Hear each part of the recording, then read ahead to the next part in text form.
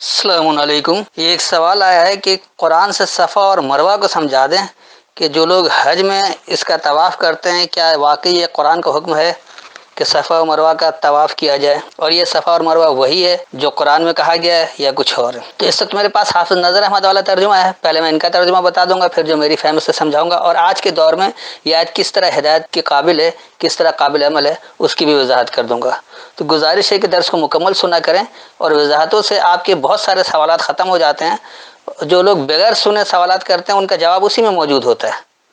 تو مکمل اگر سنیں گے تو آپ کے بہت سارے سوالات کے جوابات آپ کو خود ہی مل جائیں گے. تو پہلے حافظ نذر احمد والا ترجمہ: بے شک صفا اور مروہ اللہ کے نشانات سے ہیں، بس جو کوئی خانہ کعبہ کا حج کرے یا عمرہ تو اس پر کوئی حرج نہیں کہ ان دونوں کا طواف کرے، اور جو خوشی سے کوئی نیکی کرے تو بے شک اللہ قدردان جاننے والا ہے. یہ ہے وہ روایتی ترجمہ. حالانکہ اس میں انہوں نے صفا و مروہ کو نشانات کہا، پہاڑی نہیں کہا، لیکن عام طور پر صفا و مروہ انہوں نے ایک چھوٹے ٹیلے کو نام دے رکھا ہے. اور اس کے بعد یہ خانہ کعبہ کا جو حج کرتے ہیں اس میں یا عمرہ کرتے ہیں تو کہہ رہے اس پر کوئی حرج نہیں کہ ان دونوں کا طواف کیا جائے.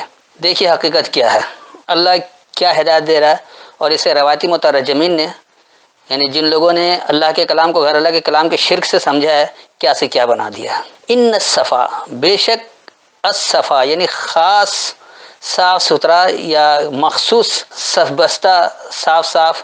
الصف اسی سے نکلا ہے، صفف اس کا مادہ ہے. تو یہ جو ہے ان الصفا یا صف یا صافات، یہ قرآن میں الفاظ آئے ہیں تو یہ ایک مخصوص کر دیا ہے کہ بے شک صاف ستھرا. والمروہ، اور دہرائی گئی. مروہ کہتے ہیں ریپیٹ کرنے کو، بار بار کرنے کو. من شعائر اللہ، اللہ کے شعور سے ہے، اللہ جو شعور دے رہا ہے ان شعائر سے ہے. فمن حج البیت، پس جو کوئی البیت کی حجت کرے. حجج سے ہے، حجج کہتے ہیں بحث برائے دلیل، جو دلیل سے بحث کرے. کس میں؟ البیت میں. البیت کیا چیز ہے؟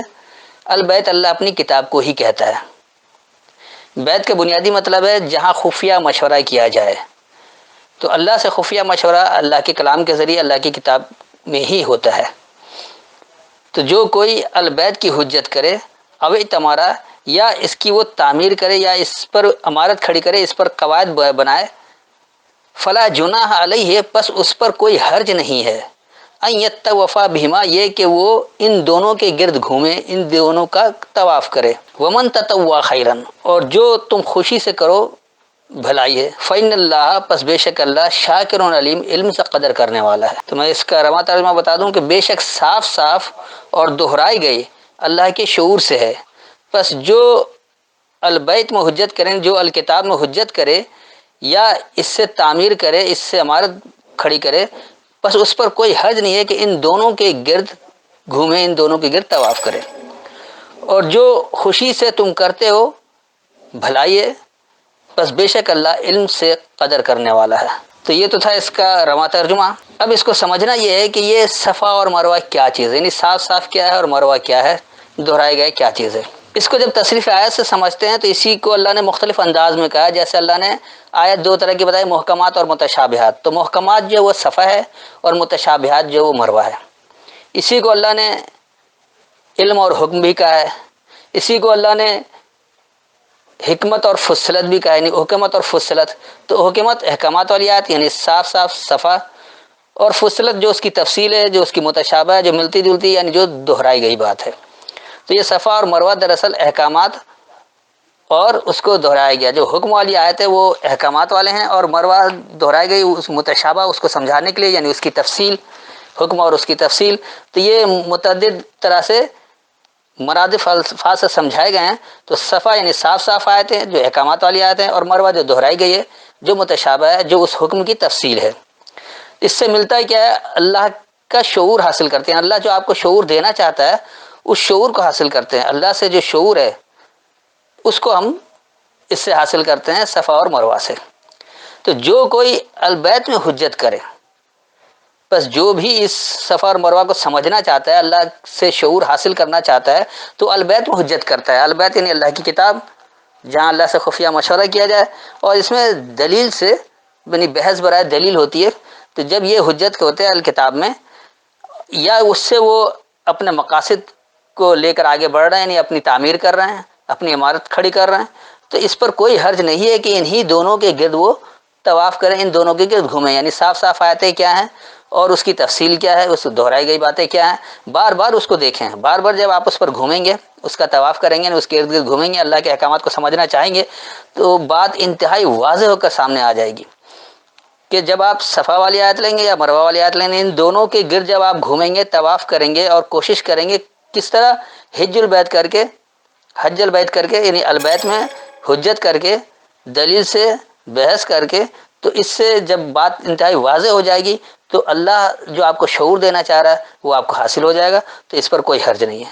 اس کے بعد یہ اللہ کہہ رہے کہ ومن تطوع خیرا، اور جو کوئی تم خوشی سے کرو ایک بہتری ہے، تو ہر کام جو آپ خوش دلی کے ساتھ کریں گے، جو آپ ایمان کے ساتھ کریں گے، یعنی ماننے کے ساتھ کریں گے کہ اللہ کے احکامات کو سمجھ کر اس کے مطابق نتائج حاصل کیے جائیں، تو یہ خوشی جو وہ ایک طرح کی بھلائی ہے۔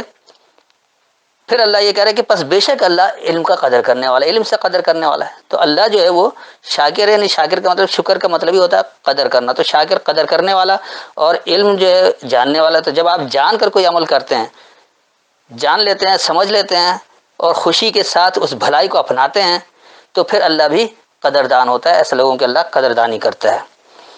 تو یہاں کسی بھی کوئی ٹیلے کا، کسی پہاڑی کا ذکر نہیں ہے۔